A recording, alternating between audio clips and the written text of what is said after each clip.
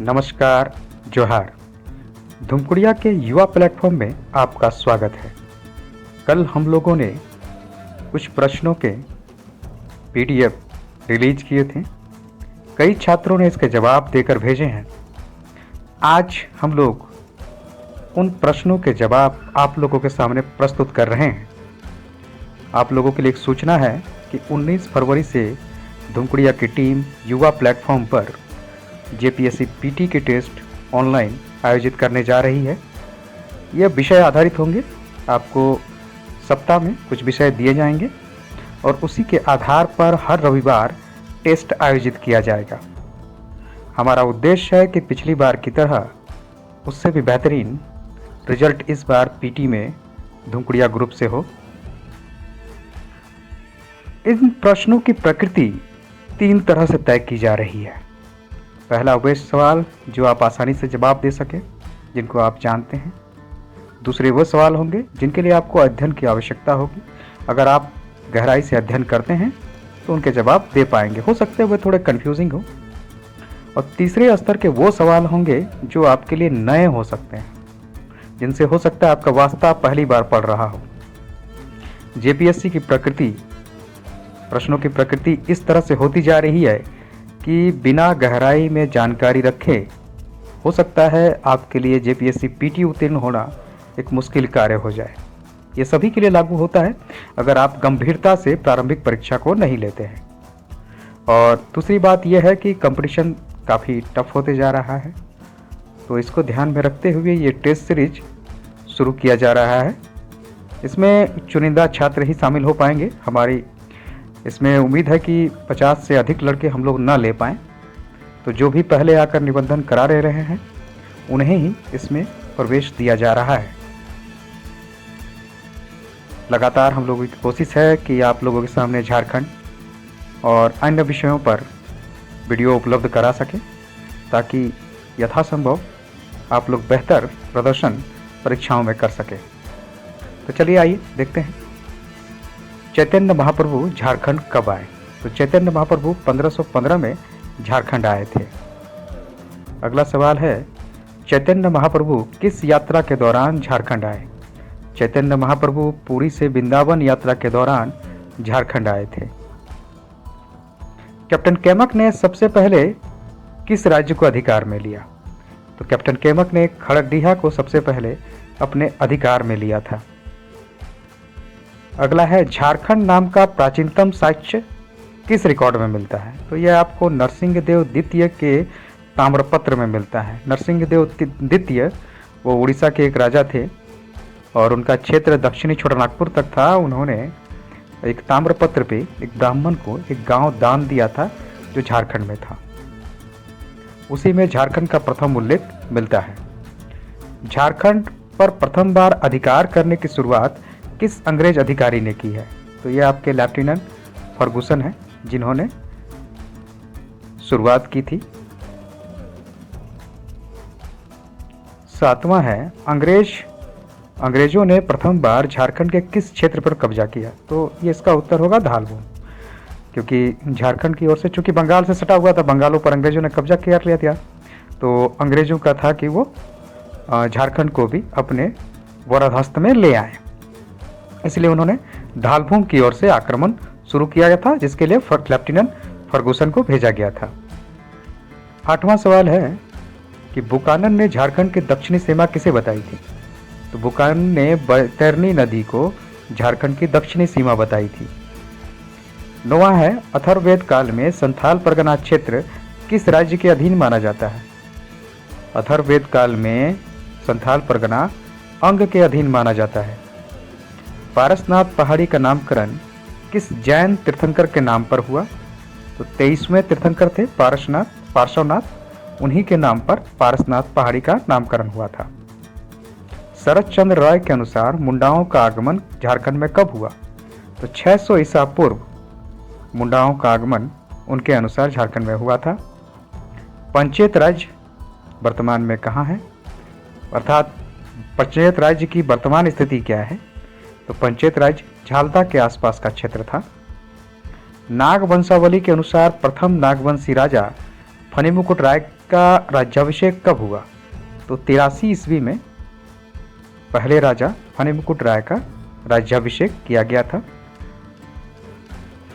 छोटानागपुर नागवंशी राज्य पर अंग्रेजों के अधिकार का मूल कारण क्या था? तो मराठों से सुरक्षा, ये उसका मूल कारण था, क्योंकि अंग्रेज उस समय पश्चिम बंगाल पर कब्जा किए हुए थे और मराठों का छत्तीसगढ़ एमपी में दबदबा था। तो झारखंड बफर स्टेट की तरह से बनाने के लिए, ताकि बंगाल को सुरक्षा दे सके, इसलिए मराठों से सुरक्षा के लिए झारखंड पर अधिकार करना अंग्रेजों की मजबूरी थी।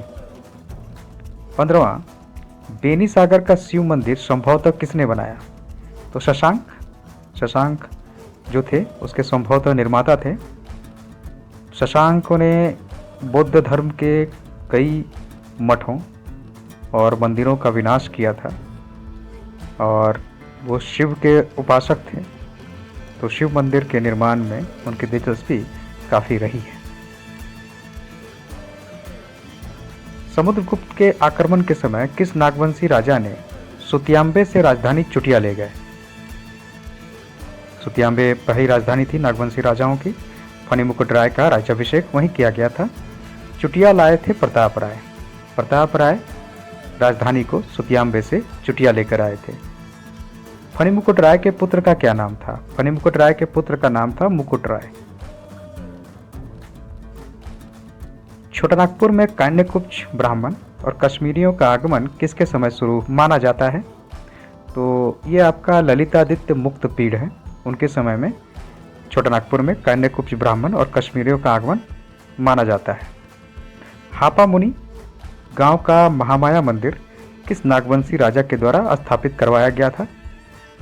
तो इसका उत्तर आपका होगा गजघंट राय। गजघंट राय के काल में इसका निर्माण किया गया था। अगला सवाल है, हापा मुनि महामाया मंदिर को स्थापित किसने किया था? तो हापा मुनि महामाया मंदिर को स्थापित करने वाले थे गुरु हरिनाथ। गुरु हरिनाथ ने इसको स्थापित किया था। 21वां सवाल है, प्रतिहार वंश की निशानी झारखंड में क्या है?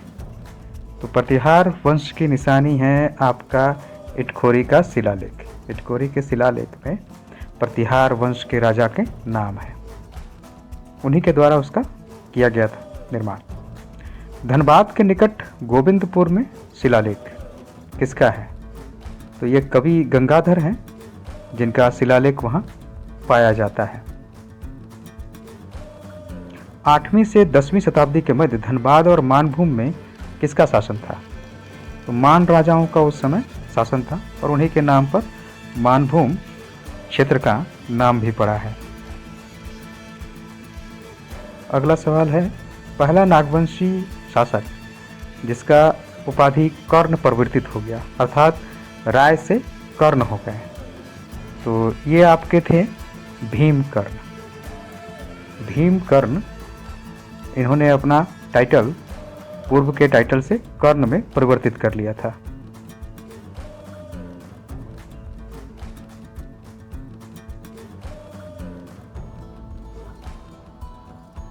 नागवंश के अंतिम राजा कौन थे? तो नागवंश के अंतिम राजा किसे माना जाता है? चिंतामणि नाथ। चिंतामणि नाथ को नागवंश का अंतिम राजा माना जाता है। गुमला के कोराम्बे को झारखंड का हल्दी घाटी नामकरण किनके बीच हुए भयंकर युद्ध के कारण हुआ? तो भीमकर्ण बनाम रक्सेलों के बीच युद्ध के कारण उसका नाम हल्दी घाटी पड़ा था। प्रताप धवल पलामू में 11वीं सदी में किनके द्वारा नियुक्त हुए थे? तो प्रताप धवल उस समय में उत्तरी क्षेत्र में काफ़ी बड़े क्षेत्र पर गढ़वाल शासकों का शासन था, तो उन्हीं के द्वारा उनकी नियुक्ति हुई थी, गढ़वाल शासक द्वारा। बख्तियार खिलजी ने झारखंड से गुजरकर कहाँ आक्रमण किया? अर्थात बख्तियार खिलजी झारखंड से गुजरकर इन्होंने कहाँ आक्रमण किया था? तो नदिया पर आक्रमण करने के लिए इन्होंने झारखंड का रास्ता लिया था।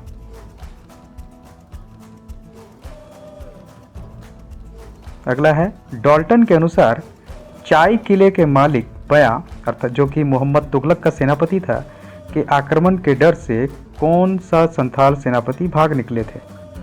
तो उसका नाम था जनरा। जनरा एक संथाल सेनापति थे जो मोहम्मद तुगलक के सेनापति मलिक बयां के आक्रमण के डर से भाग निकले थे चाय किले से, ये माना जाता है। अगला है संथालों का क्षेत्र चाय चंपा वर्तमान में कहाँ है? तो चाय चंपा क्षेत्र हजारीबाग को माना जाता है। सतबरवा राजधानी किसकी थी? सतबरवा शमसुद्दीन इलियास शाह की राजधानी थी। सतगांव राजधानी किसकी थी? सतगांव शमसुद्दीन इलियास शाह की राजधानी थी। हापामुनि में विष्णु मंदिर की स्थापना किस नागवंशी राजा ने करवाई थी? हापामुनि में विष्णु मंदिर की स्थापना शिवदास कर ने कराई थी।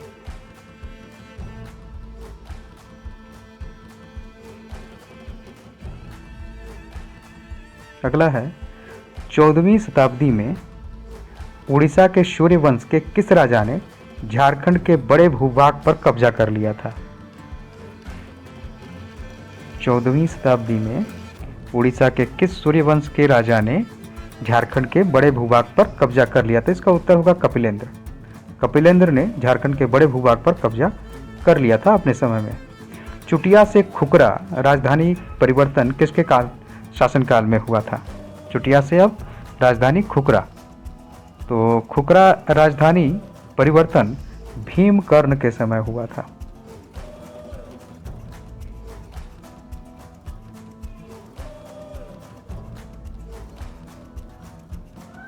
अगला सवाल है सरगुजा के रक्सेलों के साथ किसका युद्ध हुआ था? तो भीमकर्ण का युद्ध सरगुजा के रक्सेलों के साथ हुआ था। इसी के साथ ये 36 सवालों के उत्तर खत्म हो जाते हैं।